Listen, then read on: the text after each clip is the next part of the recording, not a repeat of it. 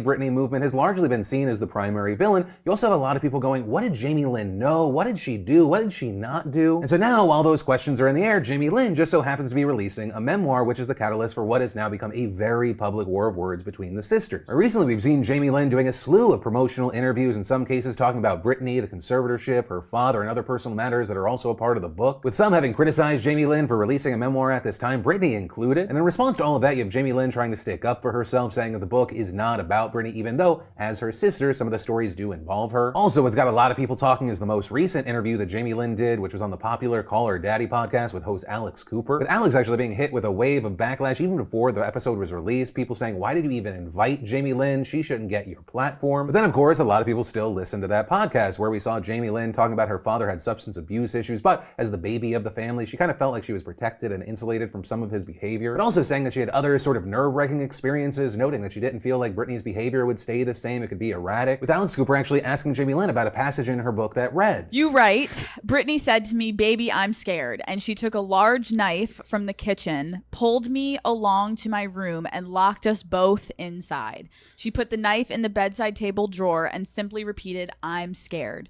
She needed me to sleep beside her. I knew something was wrong, and I was powerless to do anything about it." With Jamie Lynn saying she didn't know what Britney was scared of or what prompted this, and adding that she never thought that Britney would harm her, but I think that people need to remember I'm telling this story about what I experienced, no matter who that person was that pulled me into the room. You have to understand, like, that was an experience I went through, and it was really scary. And I felt really unsafe. Also talking about how she felt like she was living in her sister's shadows, being sort of behind everything as her parents dealt with her sister. It's like, imagine like a big ship, and I'm like just a little like dinghy riding in the wakes, like trying to like survive. With her adding that she loves Britney, she admires her, but felt like she was always responsible for her reputation, even though that was not a possible thing for her to do. It's like my whole life, I kind of felt like I didn't matter.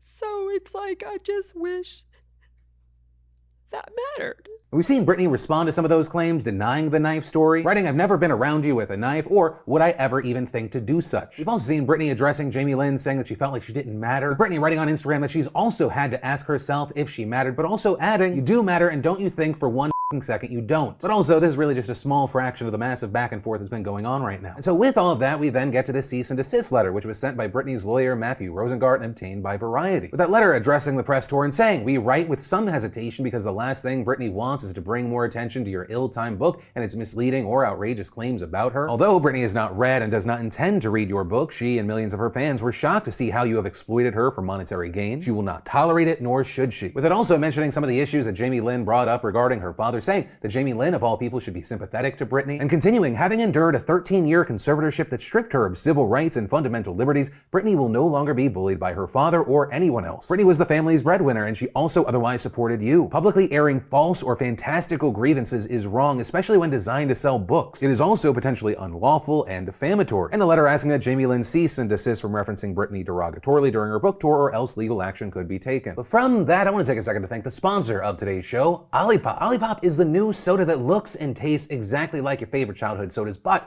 without all the processed sugar and artificial ingredients. Olipop actually tastes like the real thing, but has less than 5% of the sugar and net carbs of the sodas we grew up on. And it's also got a third of your daily fiber intake, which makes it the only soda that I know that's good for your gut. Olipop is gluten-free, vegan, paleo-friendly, and only 35 calories. Basically, it satisfies my sweet tooth and has curbed my soda addiction. The Variety 12-pack includes root beer, strawberry vanilla, cherry vanilla, ginger, lemon, vintage cola, and my favorite, orange squeeze. So if you love classic root beer or Stewart's orange cream soda as a kid, I'm telling you, Olipop really is just like the real thing. And because so many of you have responded to the Variety Pack offer that we had, right now they're offering you beautiful bastards 15% off site-wide on all their flavors. So just go to drinkolipop.com/DeFranco or click down below and be sure to use code DeFranco to get 15% off. And then in potentially positive news, I almost don't even want to talk about this story just out of fear that we're gonna jinx it. I'm not even a superstitious person. Right now, we have hit the point where we're getting experts saying that this may be the beginning of the end of the Omicron wave. Right now, in the parts of the United States where the variant hit early, right, Boston, New York, Washington, D.C., yes, we saw a big spike in cases, but just like in South Africa, we're starting to see a dramatic decline. Now, before we all start cheering preemptively, remember, this is not over yet. I'm talking very much about the East Coast. There's still areas in the country where Omicron hasn't even peaked yet. Plus, it's important to remember that other thing that lags behind cases being reported, and that is the number of deaths. Right? Because if everything continues to track, when you have a peak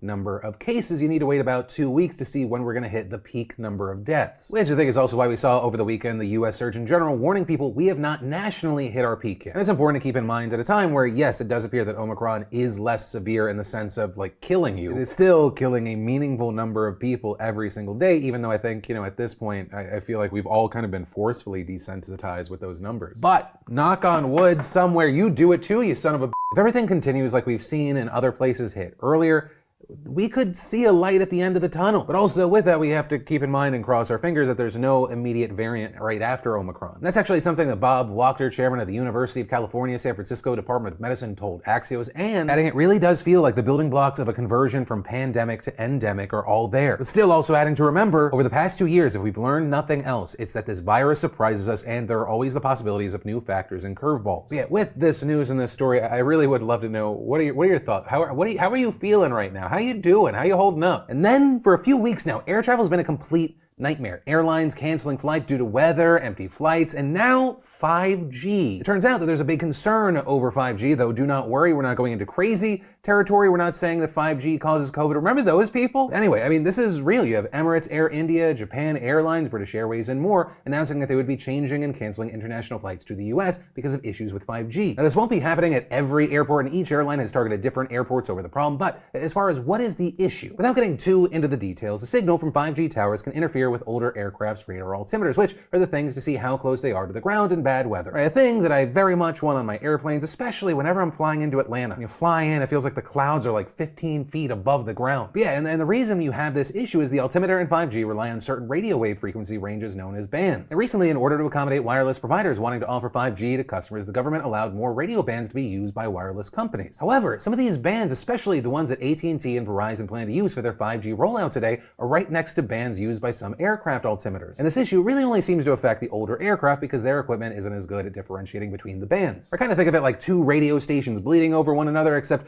one is giving you fast speed so you can watch Yellow Jackets, and the other letting you know where the ground is when you're traveling hundreds of miles an hour in a flying tube. So, equally important. And in fact, this is such a concerning issue that the FAA issued an order back in December that banned pilots from using these altimeters around airports where low visibility conditions would normally require them, which obviously not ideal and brings us to why airlines don't even want to deal with the problem. With CEOs from 10 airlines this week releasing a letter warning of catastrophic consequences if Verizon and AT&T rolled out their service, urging the government to further delay the rollout of 5G near airports. With it then prompting AT&T and Verizon to both agree later on Tuesday to delay deploying 5G towers near airports. So if that's where you're living, you work, and you're driving through, you're gonna have to stick with 4G for now. And while yeah, the airlines aren't happy about this, I would say the cell carriers are furious. With a spokesperson for AT&T saying, "We are frustrated, read piss the fuck off, by the FAA's inability to do what nearly 40 countries have done, which is to safely deploy 5G technology without disrupting aviation services, and we urge it to do so in a timely manner." So kind of just saying to the FAA, there are 41 people in this room and you're the dumbest fucking one. What is your problem? You know that this has been coming. And thanks to the pandemic, you've had essentially 2 light flight years to actually deal with this. And also, if you're an American and you're like, this isn't gonna affect me, right? This is gonna be an issue for travelers. I don't travel. It's also going to affect the economy because it affects commerce and cargo planes. Yeah, as it stands now, the current Band-Aid fix is kind of a 2-mile 5G free buffer zone around airports, but that deal's only supposed to last for 6 months. And then let's talk about the absolutely massive updates regarding New York Attorney General Letitia James's fraud investigation into former President Donald Trump and his family business, the Trump Organization. Because yesterday, James announced that she had significant evidence that Trump and his company falsely and fraudulently misrepresented the value of assets and